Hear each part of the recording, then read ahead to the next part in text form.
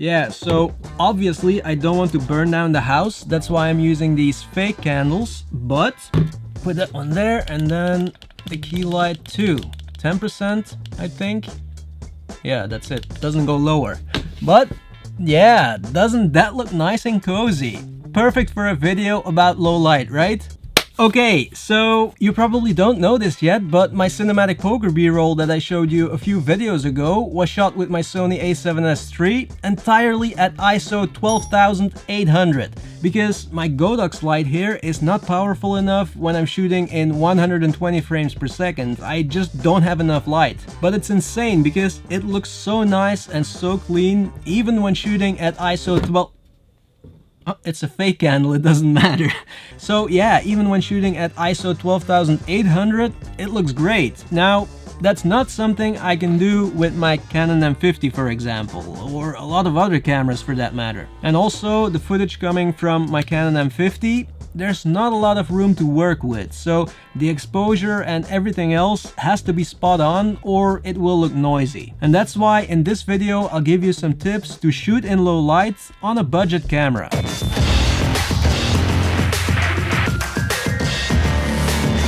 But first, a small confession, guys, because usually I've already had a few coffees before I start recording, you know, to bring my energy levels to recording standards, I guess. But now I also had a glass of wine, and you'd think that it would counter the coffee effect, bring down the energy level to chill and relax, but I kind of feel like it's doing the opposite.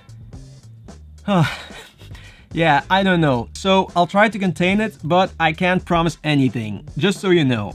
Okay, let's do it. Okay, so first of all, guys, know your camera. I know it's obvious, but still, every camera is different and every camera handles low light situations differently. I know that I can push my Sony a7S III to ISO 3200, but when I go higher than that, it starts to get noisy. Until I get to 12800, then it cleans up again, and that's for S-Log 2 and 3. The other profiles have different values, so it's really important that I know what those values are for each profile. And then when I'm shooting with my Canon M50, it's a whole different story. I could go up to 1600 and maybe even 3200, but I'd rather stay lower because it gets really noisy in those high ISO ranges. So make sure that you know what the sweet spot is for your camera, either in the manual or just by shooting some test footage. And also find out where the limit for you is. At what ISO do you think that it starts to get noisy and ugly?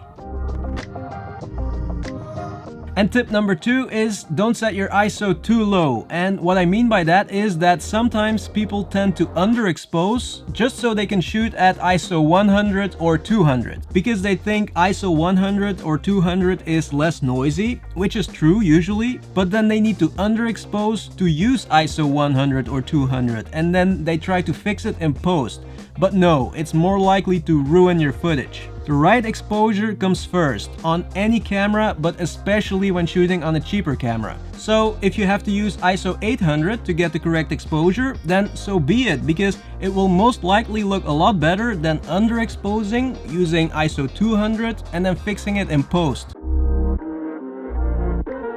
Tip number 3 is, if there are dark areas in your frame, then just let them be dark. It's totally fine if there is nothing important there. Sometimes, especially now when all we see is these high dynamic range images in movies and things like that, we tend to want detail everywhere in the frame. So people crank up their ISO and expose for the shadows, but that will result in noisy footage. Or they will try to recover the shadows in post, and again, noisy footage. So if your subject is properly lit, then it's okay to have dark shadows. It's dark, so let it be dark.